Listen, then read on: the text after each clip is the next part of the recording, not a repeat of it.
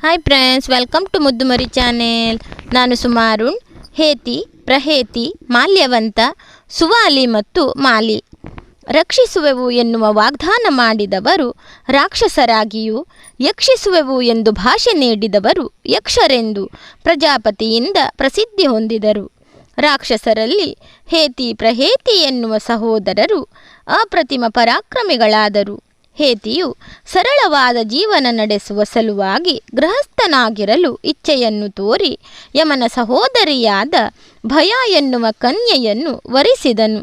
ಆ ದಂಪತಿಗಳಿಗೆ ವಿದ್ಯುತ್ಕೇಶನೆಂಬ ಕುಮಾರನು ಜನಿಸಿದನು. ಪ್ರಹೇತಿಯು ತಪೋನಿಷ್ಠನಾಗಿ ವಿರಕ್ತನಾದನು. ಹೇತಿಯು ದಾನವ ಸುಪುತ್ರ ವಿದ್ಯುತ್ಕೇಶನಿಗೆ ಯೌವನ ಪ್ರಾಪ್ತವಾಗಲು ಸಂಧ್ಯಾದೇವಿಯ ಕುಮಾರಿಯಾದ ಸಂಧ್ಯಾ ಸಮಾನ ಪ್ರಭಾವಶಾಲಿಯಾದ ಸಾಲಕಟಂಕಟೆ ಎನ್ನುವ ಕನ್ಯೆಯೊಂದಿಗೆ ವಿವಾಹವಾಯಿತು. ಆ ನವದಂಪತಿಗಳಿಗೆ ಗಂಡು ಮಗುವು ಜನಿಸಿತು. ಆ ಮಗುವು ತಮ್ಮ ಸುಖ ಸಂಸಾರಕ್ಕೆ ತೊಂದರೆಯಾಗುತ್ತದೆ ಎಂದು ಭಾವಿಸಿದ ಅವರು ಆ ಮಗುವನ್ನು ಅರಣ್ಯದಲ್ಲೇ ಬಿಟ್ಟು ಮುಂದೆ ನಡೆದರು. ಕಾನನದಲ್ಲಿ ತ್ಯಜಿಸಲ್ಪಟ್ಟ ಶಿಶುವು ಅನಾಥವಾಗಿ ಹಸಿವು ಬಾಯಾರಕೆಯಿಂದ ಬಳಲಿದ ಆ ಅರ್ಭಕನ ಅಳುವನ್ನು ಕೇಳುವವರಿಲ್ಲದಂತಾಯಿತು. ಅದರ ಕೂಗು ಅರಣ್ಯ ರೋಧನವಾದಾಗ ನಭೋಮಂಡಲದಲ್ಲಿ ವೃಷಭವನ್ನೇರಿ ಹೋಗುತ್ತಿರುವ ಪಾರ್ವತಿ ಪರಮೇಶ್ವರರು ವೀಕ್ಷಿಸಿದರು.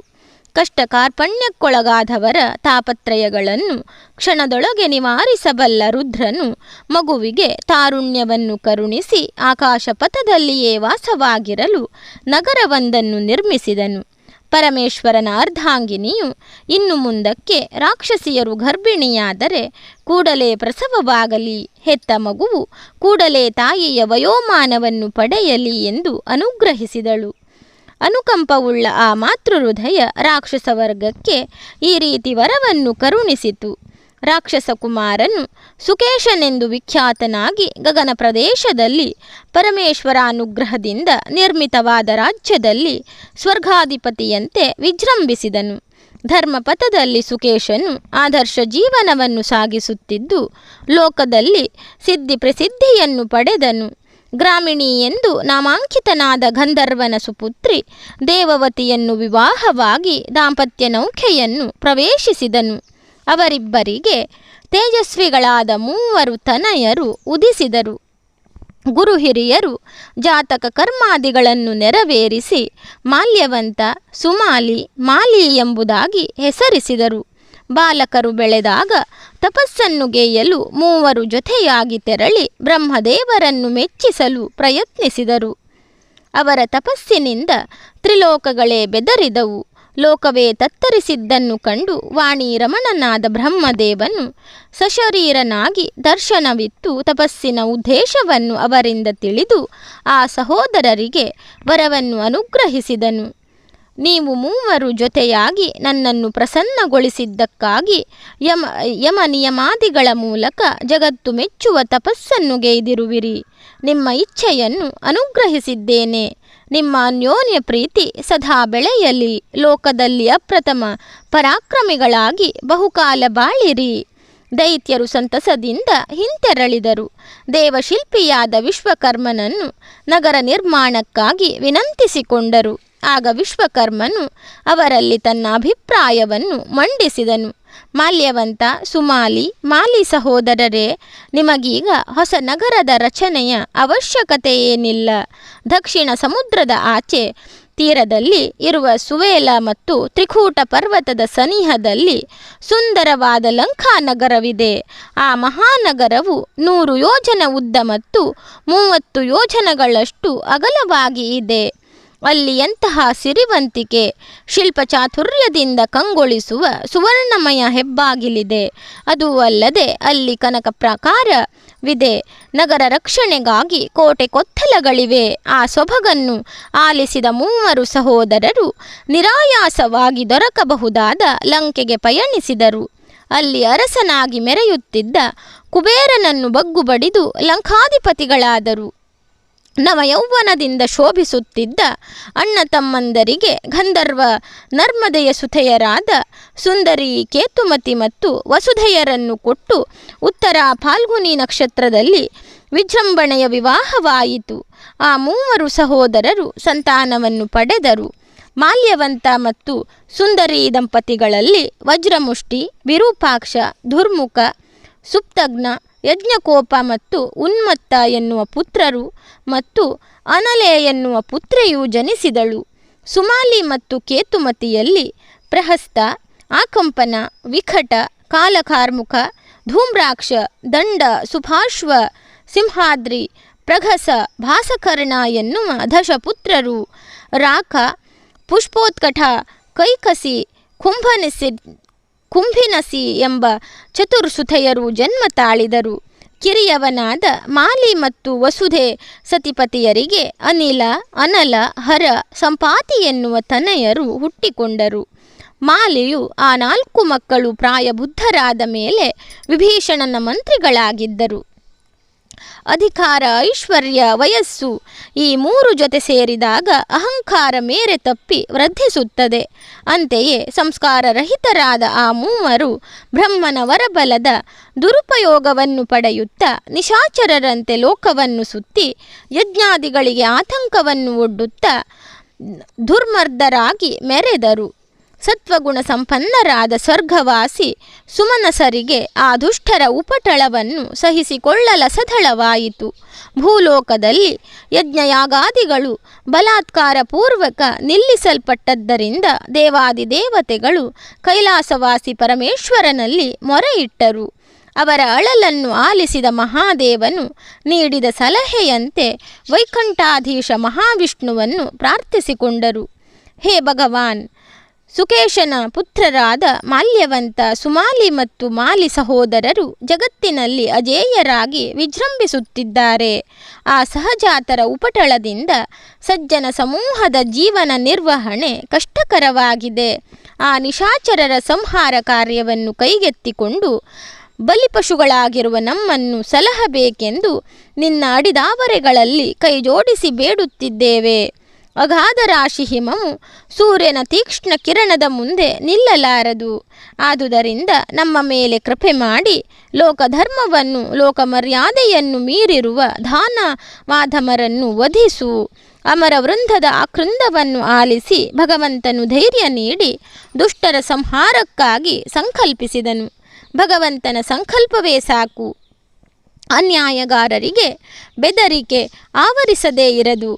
ದಾನವ ಸಹೋದರರಿಗೆ ಸುರಗಡಣವು ಮಹಾವಿಷ್ಣುವಿನಿಂದ ಆಶ್ವಾಸನೆಯನ್ನು ಪಡೆದಿರುವ ವಿಚಾರ ತಲುಪಿತು. ಮಾಲ್ಯವಂತ ಸಹೋದರರ ವಕ್ರದೃಷ್ಟಿ ದೇವತೆಗಳತ್ತ ಸರಿಯಿತು. ಅವರೆಲ್ಲರೂ ಸೇನಾ ಸನ್ನಾಹವನ್ನು ಮಾಡಿ ಸುರನಗರಿಗೆ ಧಾವಿಸಿದರು. ರಥ, ಗಜ, ಅಶ್ವ, ಪದಾತಿಗಳು, ವೃಷಭ, ಒಂಟೆ, ಸಿಂಹ, ವ್ಯಾಘ್ರ, ಚಮರಿ ಮೊದಲಾದವುಗಳ ಮೇಲೇರಿಕೊಂಡು ಸ್ವರ್ಗಕ್ಕೆ 4 ಸುತ್ತಲೂ ಮುತ್ತಿಗೆ ಹಾಕಿದರು.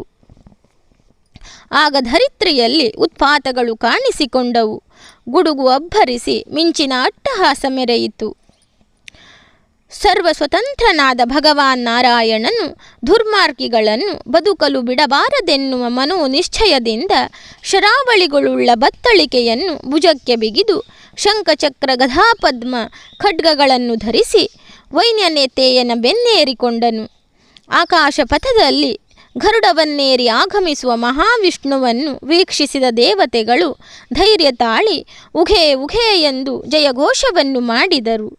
ನೀಲಾಚಲವು ಬಂಡೆ ಕಲ್ಲುಗಳನ್ನು ಕೆರಗುಳಿಸುತ್ತಾ ಹೆಜ್ಜೆ ಹಾಕುತ್ತಿದೆಯೋ ಎನ್ನುವಂತೆ ತೋರುತ್ತಿದ್ದ ರಾಕ್ಷಸ ಸೇನೆಯ ಸುತ್ತಮುತ್ತ ಮಹಾವಿಷ್ಣುವಿನ ಗರುಡಗಮನನಾಗಿ ಸಂಚರಿಸಿದನು.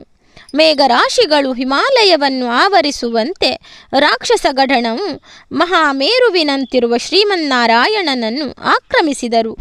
ಬಲಾನ್ವಿತ ರಾಕ್ಷಸರು ಆಟೋಪದಿಂದ ಹೂಡುವ ನಾರಾಚ, ಖಡ್ಗ, ಗದೆ, ತೀಕ್ಷ್ಣವಾದ ಶರಾವಳಿಗಳು ನುಗ್ಗಿದಾಗ ಅಗ್ನಿರಾಶಿಯ ಮುಂದೆ ದೀಪದ ಹುಳುಗಳು ಮುತ್ತುವಂತೆ ಭಾಸವಾಯಿತು.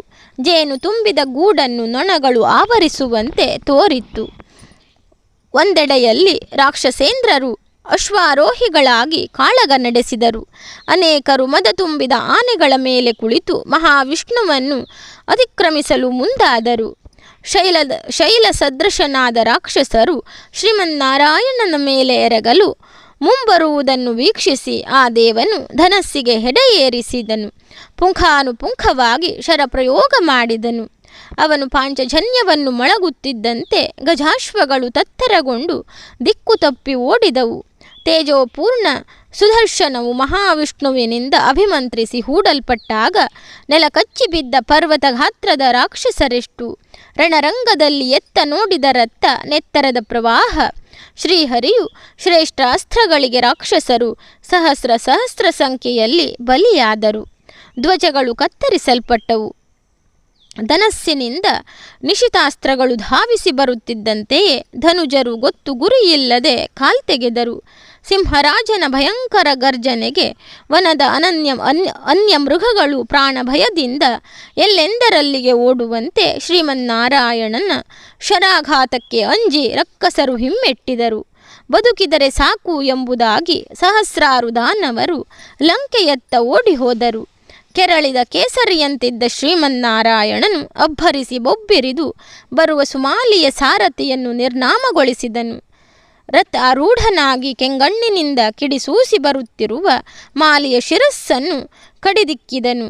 ಭಾತೃವಿನ ಮರಣವನ್ನು ಕಂಡು ಸಿಡಿದೆದ್ದ ಸುಮಾಲಿಯು ತಮ್ಮನ ಮರಣದ ಸೇಡನ್ನು ತೀರಿಸುವುದಕ್ಕಾಗಿ ಮಹಾವಿಷ್ಣುವಿನ ದೇಹಕ್ಕೆ ನೇರವಾಗಿ ಗುರಿಯಿಟ್ಟು ನಾರಾಚಗಳನ್ನು ಎಸೆದನು.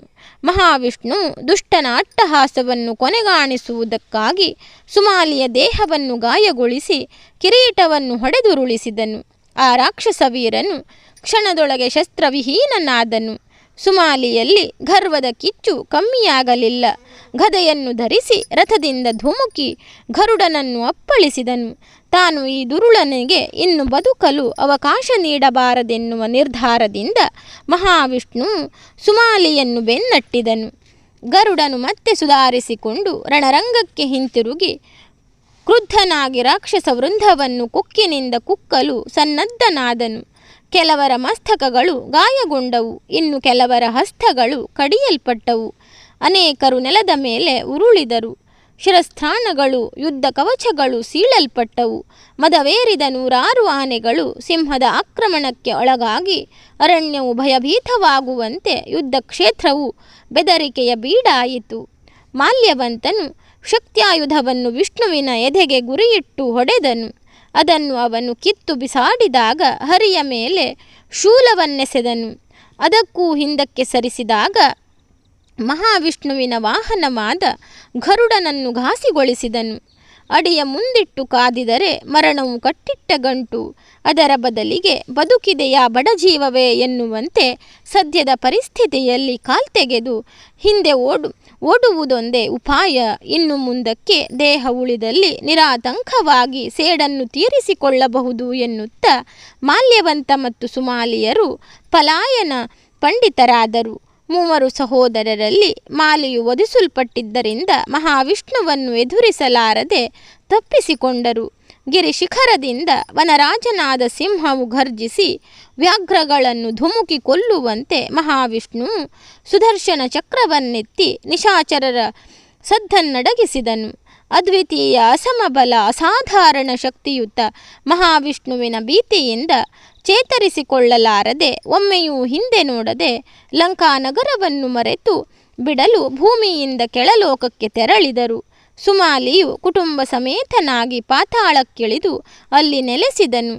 ಲಂಕೆಯು ಆ ದುಷ್ಟ ಸಹೋದರರಿಂದ ವಿಮುಕ್ತಿಯನ್ನು ಪಡೆದ ಕೂಡಲೇ ಕುಬೇರನು ಇನ್ನೊಮ್ಮೆ ಲಂಕೆಗೆ ತೆರಳಿ ರಾಜ್ಯವಾಳಿದನು ಎಂಬಲ್ಲಿಗೆ ಹೇತಿ, ಪ್ರಹೇತಿ, ಮಾಲ್ಯವಂತ, ಸುಮಾಲಿ ಮತ್ತು ಮಾಲಿ ಎನ್ನುವ ಅಧ್ಯಾಯ ಮುಕ್ತಾಯವಾಯಿತು. ಧನ್ಯವಾದಗಳು ಸ್ನೇಹಿತರೆ. ರಾಮಾಯಣದ ಈ ಕಥೆಗಳೆಲ್ಲ ನಿಮಗೆ ಇಷ್ಟವಾಗ್ತಾ ಇದ್ದರೆ ನನ್ನ ಮುದ್ದು ಮರಿ ಚಾನಲನ್ನು ಸಬ್ಸ್ಕ್ರೈಬ್ ಮಾಡದೆ ನೋಡ್ತಾ ಇರುವವರು ದಯವಿಟ್ಟು ಸಬ್ಸ್ಕ್ರೈಬ್ ಮಾಡಿ, ಆಲ್ ಅಂತ ಸೆಲೆಕ್ಟ್ ಮಾಡಿಕೊಳ್ಳಿ, ಶೇರ್ ಮಾಡಿ, ಲೈಕ್ ಮಾಡಿ, ಕಮೆಂಟ್ ಮಾಡಿ.